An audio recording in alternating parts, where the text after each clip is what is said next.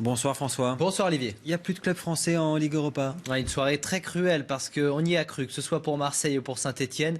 Le pire peut-être pour les Stéphanois qui jouaient face au club suisse de Bâle après leur victoire 3-2 au match aller.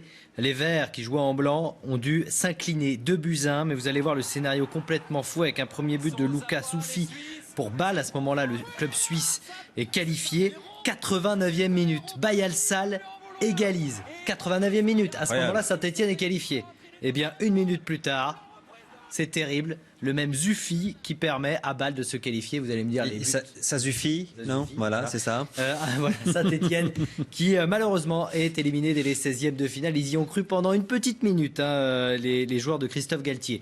Et puis une image de Marseille qui a fait un très bon match, peut-être l'un des meilleurs de la saison. Et pourtant, ça ne suffit pas pour se qualifier après leur défaite 1-0 face à Bilbao au match aller au Vélodrome. C'est Marseille pourtant qui prend les devants grâce à Batshuayi à la 40e minute. Mandanda qui va sauver plusieurs occasions chaudes, mais il ne pourra rien faire à la 81e minute, 9 minutes avant le coup de sifflet final. C'est Sabine Merino qui permet à l'Athletic Bilbao de se qualifier. Donc pas de club français au tirage au sort demain pour les 8e de finale de Ligue Europa. Demain en revanche, événement international. Non, c'est vrai, c'est important. L'élection, on va dire la présidentielle du football mondial, c'est ça l'histoire. C'est totalement ça. Et puis avec un changement majeur, puisque depuis 17 ans, c'était Sepp Blatter qui va succéder aux Suisses. 5 candidats en lice avec cette élection. On va aller voir Gianni Infantino, le Tokyo Sexual, le Sud-Africain, le Français Jérôme Champagne, le Prince Ali de Jordanie et le Cheikh Salman du Bahreïn. 2 favoris, Gianni Infantino, le candidat de l'UEFA, de l'instance européenne, et le Cheikh Salman soutenu par la Confédération asiatique. Voilà pour ces 5 candidats qui aujourd'hui ont été invités à la veille de l'élection à prendre la parole devant les membres de l'UEFA lors du congrès de l'instance européenne. Les voici au micro. Il y aura encore des discours demain avant le vote. On va écouter Diego Armando Maradona, l'ancienne gloire de l'Argentine, parce que si pour beaucoup Gianni Infantino fait partie des favoris, ce n'est pas du tout, mais alors pas du tout, le favori de Diego Maradona qui le dit avec ses mots, à lui. Je pense que le Prince Ali et le Cheikh Salman ont de vraies chances. Et si je vous dis cela, c'est parce qu'Infantino a agi comme un traître. Il est un traître absolu parce qu'il a continué à travailler alors que son patron était entre le marteau et l'enclume, voire presque derrière les barreaux. Il est très mal placé pour être candidat à la présidence de la FIFA.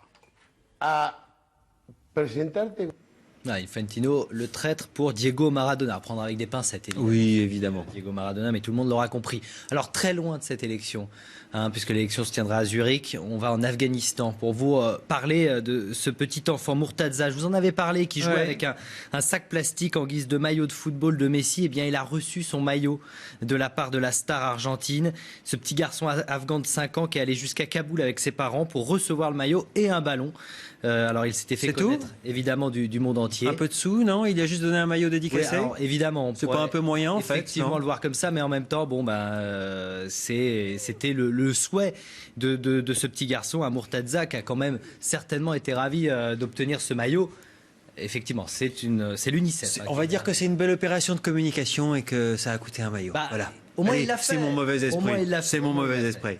On parle de quoi d'autre? Du rugby. Et demain, le 15 de France qui défie à Cardiff le Pays de Galles. Ça sera le 3e match du tournoi Destination. Les Bleus qui se sont entraînés aujourd'hui au Millennium Stadium, un stade qui leur rappelle évidemment des mauvais souvenirs parce qu'ils avaient été écrasés en quart de finale au Mondial l'année dernière contre la Nouvelle-Zélande. Premier match à l'extérieur pour Guy Noves face à ses Gallois après ses 2 victoires contre l'Italie et contre l'Irlande. Match à 21h05, débrief sur iTélé après cette rencontre. Une image de Novak Djokovic. Hier, je vous parlais de la 700e victoire du Serbe. Il est déjà à 701 là. Non, il a abandonné en quart de finale du tournoi de Dubaï alors qu'il était opposé à Feliciano Lopez. Il était, semble-t-il, gêné à un œil. Il a arrêté après le premier set. Mais ce qui est incroyable, c'est que c'est une fin de série de 17 finales consécutives pour Djokovic. C'est le premier tournoi depuis janvier 2015 où il n'atteindra pas la finale. Voilà le chiffre record de Djokovic. Et puis pour terminer, un peu de ski cette saison. Oui, c'est la saison. Avec Candide Tovex qui nous propose cette nouvelle vidéo, skieur freestyle, qui nous emmène dans cette descente incroyable, remplie d'acrobatie. Vous allez voir, il y a des tours au-dessus d'hélicoptères, des passages dans des tunnels, un petit peu sur l'eau également. Ça fait un carton. Cette vidéo, c'est le 3e épisode d'une série qu'il a débuté depuis plusieurs années. Candide Tovex, vous pouvez aller voir, ça dure 4 minutes, c'est magnifique. Et on n'est pas obligé d'essayer de faire la même chose parce qu'en général, ça finit pas très bien. Hein. Surtout pas. Surtout le passage au-dessus d'hélicoptère voilà, qui ça fonctionne. on évite. Merci beaucoup François.